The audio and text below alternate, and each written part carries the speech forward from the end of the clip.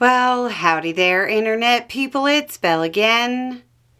So today, we're going to talk about Hegseth, excuses, and the excused.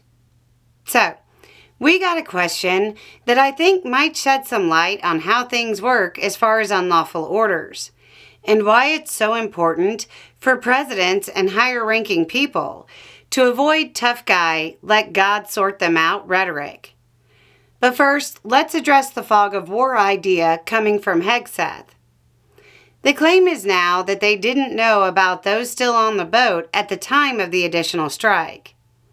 If that's true, and they really didn't know, the records will show it. I'm not holding my breath for that to be the case, though.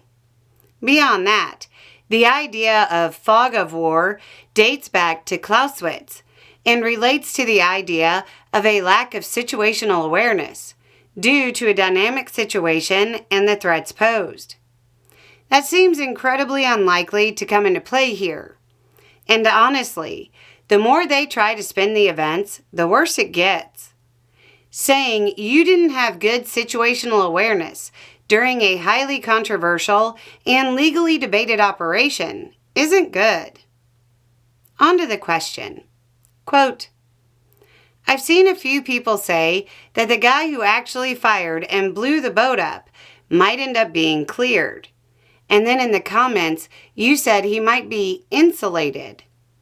Make that make sense for me. Shouldn't he have ultimate responsibility?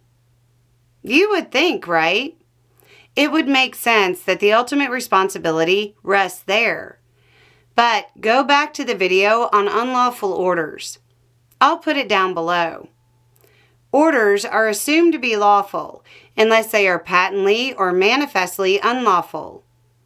The person who actually fired is probably of a much, much lower rank than everybody else we've heard about. Let's just hypothetically say this moves to some kind of proceedings.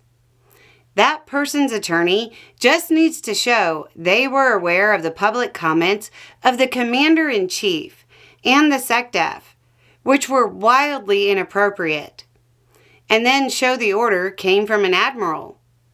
It's unlikely a military court is going to expect a subordinate to turn to an admiral or even a captain and say no, if they were aware of Trump saying stuff like, quote, we're going to kill them. You know, they're going to be, like, dead. They would assume the order to be lawful. The person who fired could reasonably assume that maybe the admiral might have information that isn't being shared with them, especially when that admiral was a DevGru officer for 15 years. When you think of the super secret SEALs doing black bag stuff that never gets talked about, you're thinking of DevGru, even if you've never heard the term. Back in that first video, which was in context of troops deploying in the U.S., I think I used the example of it being unlikely that Corporal Smith tells his company commander no when he's ordered to pull everybody off a bus and search them, and that later the company commander would get in trouble. This is the same thing, just starting at much higher ranks.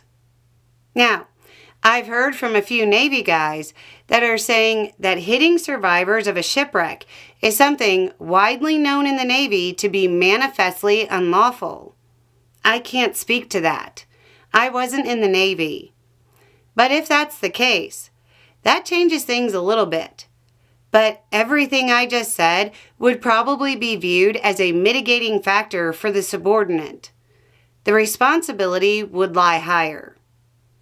Knowing may be half the battle, but the other half is violence. In this context, the people doing the violence were counting on their leadership to know better. Anyway, it's just a thought. Y'all have a good day.